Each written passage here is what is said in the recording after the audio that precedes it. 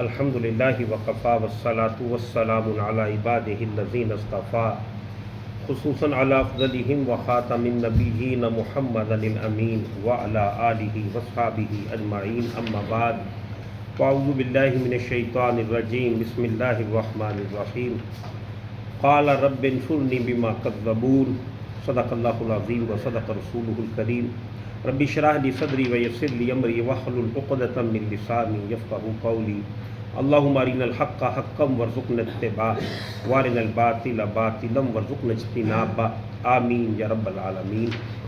سورہ المومنون کی ابتدائی 25 آیات تک ہم نے پڑھا تھا، اور گزشتہ نشست میں ہم نے یہ بات دیکھی تھی کہ نوح علیہ السلام نے اپنی قوم کو دعوت پیش کی ہے، لیکن اس کے جواب میں قوم نے آپ کی دعوت کو قبول نہیں کیا اور آپ کی دعوت کا انکار کر دیا، اور اس کے حوالے سے مختلف حیلے بہانے ہیں جو انہوں نے کی، اس پر گفتگو ہماری ہو گئی ہے۔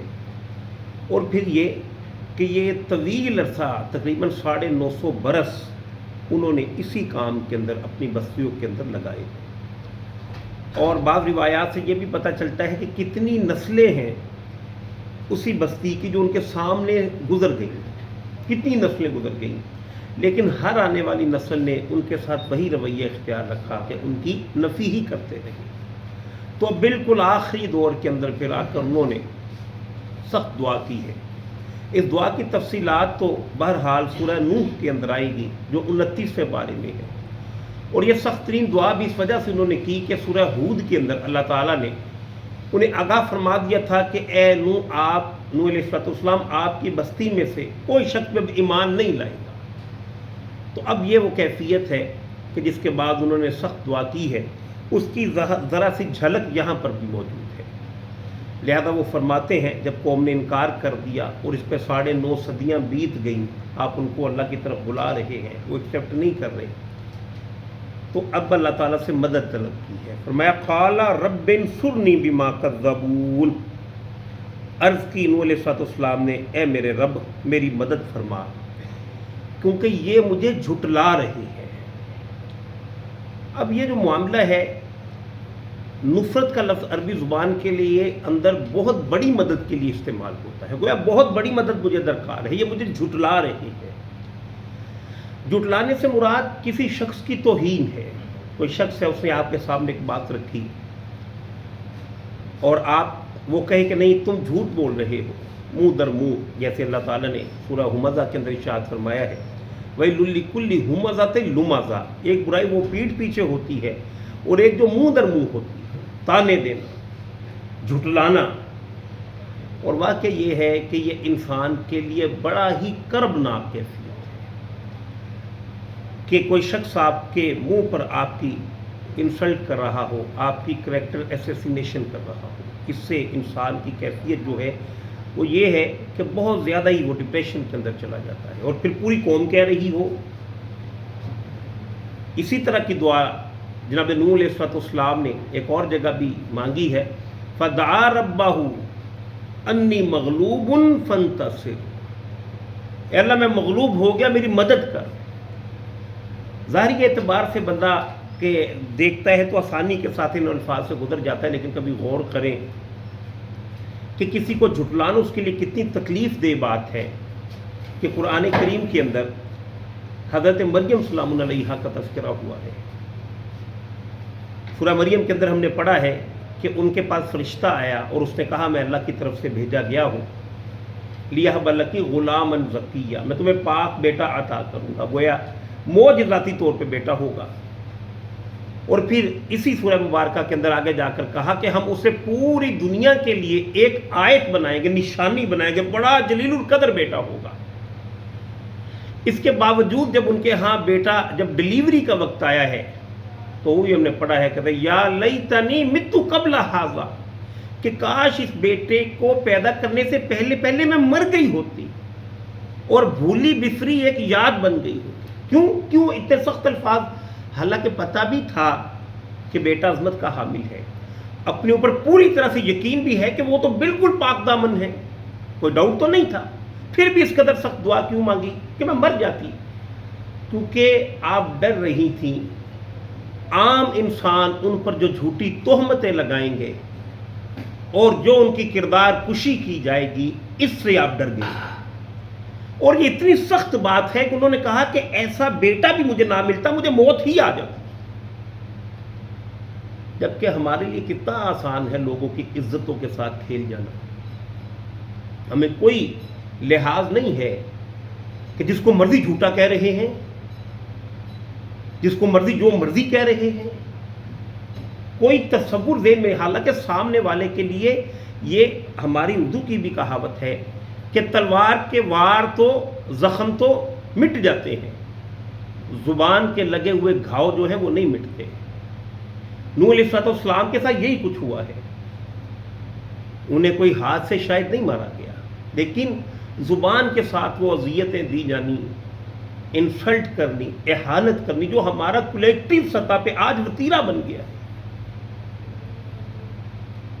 یہ بڑی تکلیف دہ بات ہے. حضور صلی اللہ علیہ وآلہ وسلم ایک موقع پر خانہ کعبہ کا طواف کر رہے ہیں. آپ جانتے ہیں کعبہ حضور صلی اللہ علیہ وآلہ وسلم کو بڑا محبوب تھا. جب سارے کے سارے صحابہ مکہ سے مدینہ المنورہ تشریف لے کر گئے ہیں تو بیمار ہو گئے، اور بلال حبشی کے تو وہ اشعار بھی ہیں کہ شاید اب میں کبھی کعبے کو نہیں دیکھ سکوں گا. اتنی محبت تھی خانہ کعبہ سے. اور اس کا جو مقام و مرتبہ ہے، اللہ تعالیٰ نے خود قرآن کریم کے اندر ارشاد فرمایا ان اول بیت وضع للناس للذی ببکہ، انسانوں کی ہدایت کے لیے اس زمین پر سب سے پہلا گھر اللہ کی عبادت کے لیے جو بنایا گیا وہ وہی ہے جو مکے میں ہے، یعنی کعبہ.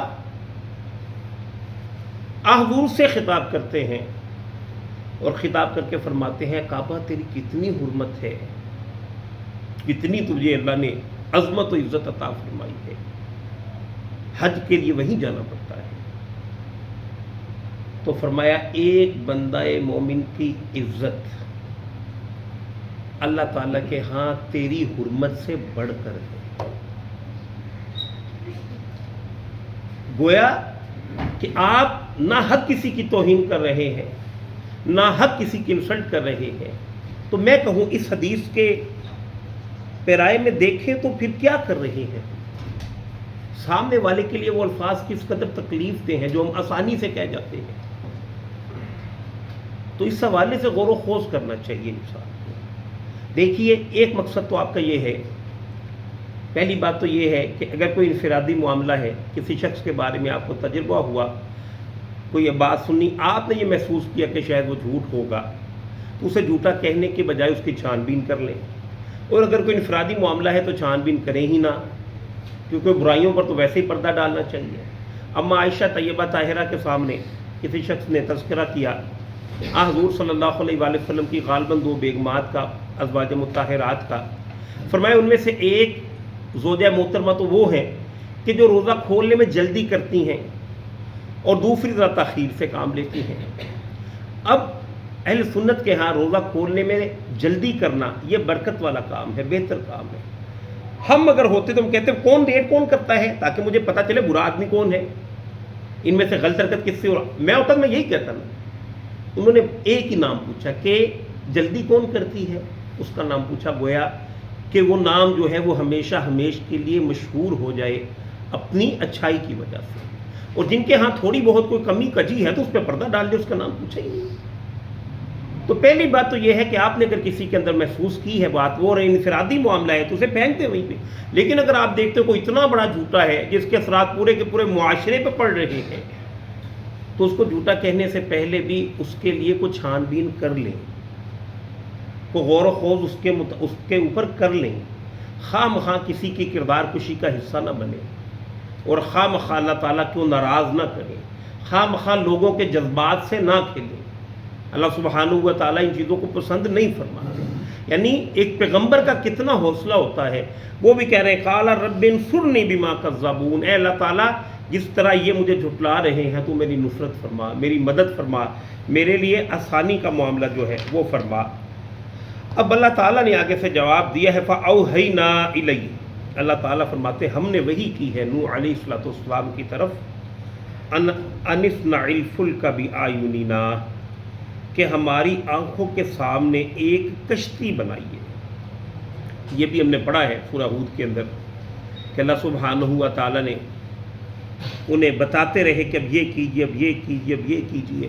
اور نوح علیہ السلام جہاں پر موجود تھے وہ ایک وادی تھی، وہاں پر پانی وغیرہ کا کوئی چکر نہیں تھا، تو یہ لوگ بار بار آتے تھے، آپ کو مزید تنگ کرتے تھے، مزید آپ کو چھیڑتے تھے، بڈھا سٹھیا گیا ہے، یہ اس لیے خشکی کے اندر دریا چلائے گا، اس طرح کی معاذ اللہ نقل کفر نباشر وہ باتیں جو ہے وہ کرتے تھے۔ بہرحال اللہ نے حکم دیا کہ آپ کشتی کو بنا لیجئے، وَوَحْيِنَا، اور ہماری وحی کے مطابق بنائیے، لہذا وہ بن گئی۔